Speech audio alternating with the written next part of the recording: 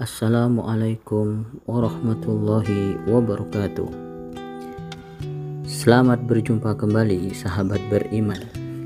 Pada kesempatan kali ini kita akan belajar bersama tentang biografi Imam Syafi'i.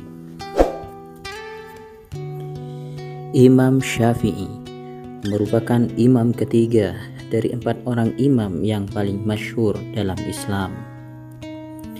Imam Syafi'i bernama lengkap Muhammad bin Idris Asy-Syafi'i Al-Muttalibi Al-Quraisy. Beliau lahir pada tahun 150 Hijriah di tengah-tengah keluarga miskin di Palestina, sebuah perkampungan orang-orang Yaman.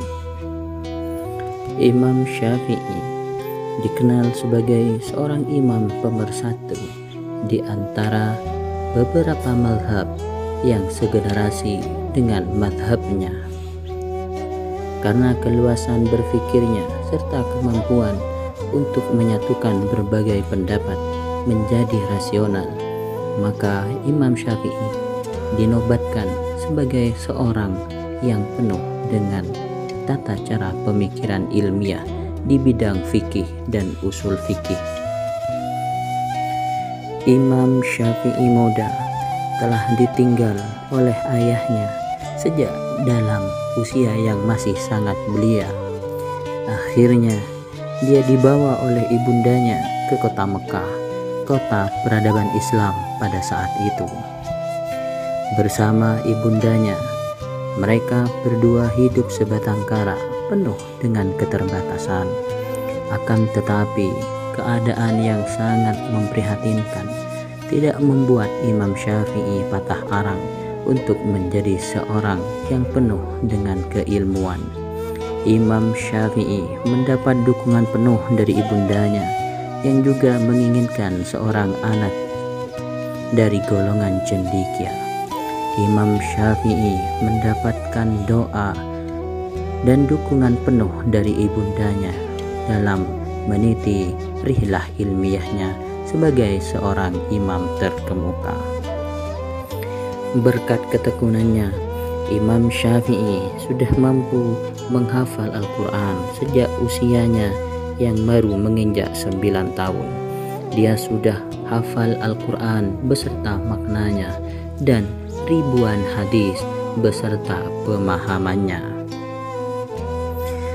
Melihat perkembangannya yang signifikan, akhirnya pada usia 13 tahun, ibundanya merelakan Imam Syafi'i untuk pergi ke Madinatul Munawwarah untuk berguru kepada salah satu imam terkemuka saat itu, yakni Imam Malik bin Anas radhiyallahu anhu.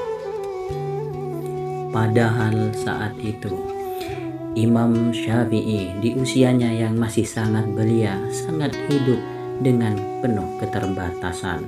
Hampir-hampir semua kebutuhannya dalam rihlah ilmiah tidak dapat dipenuhi dengan sempurna. Banyak sekali peralatan-peralatan belajar yang tidak dapat dimilikinya.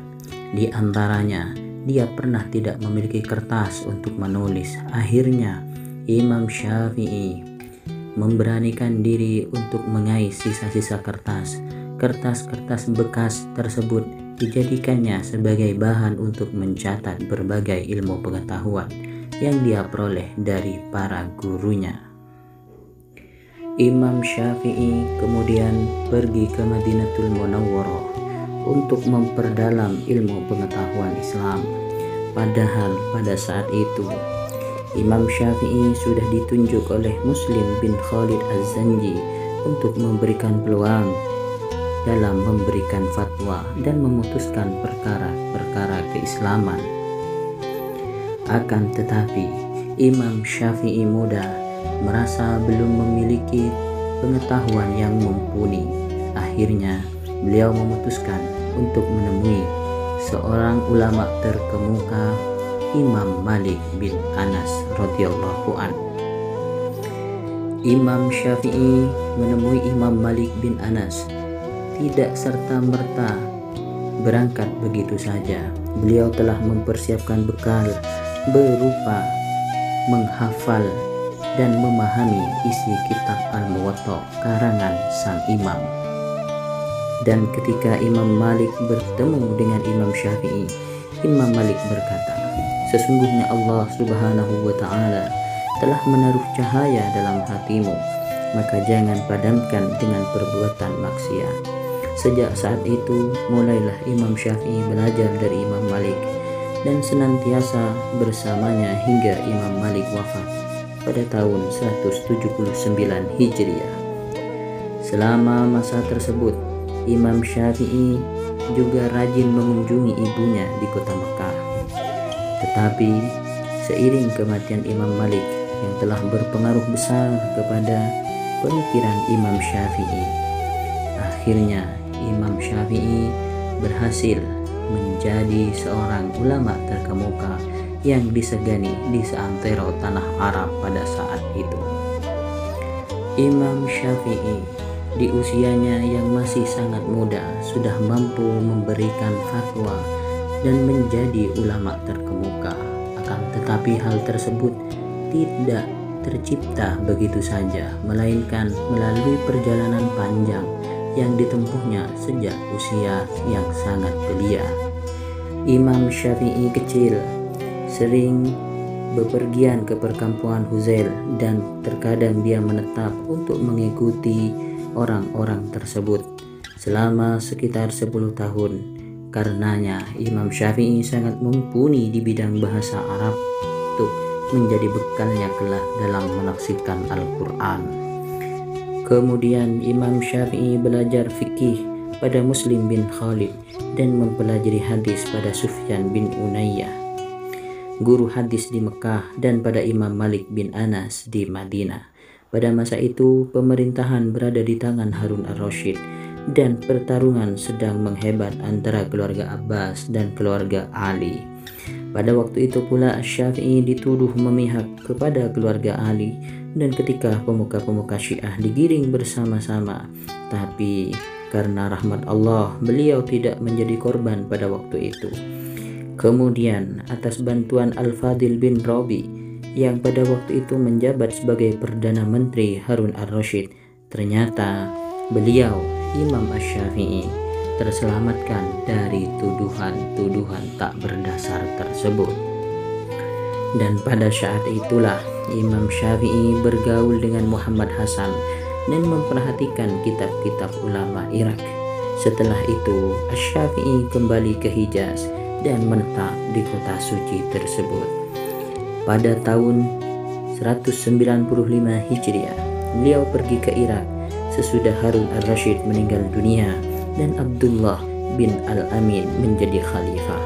Pada mulanya beliau pengikut Imam Maliki, akan tetapi setelah beliau banyak melawat ke berbagai kota dan memperoleh pengalaman baru, beliau mempunyai aliran tersendiri, yaitu mazhab Asy-Syafi'i yang pada zaman itu dikenal dengan Qaul Qadim sewaktu beliau menetap di Irak.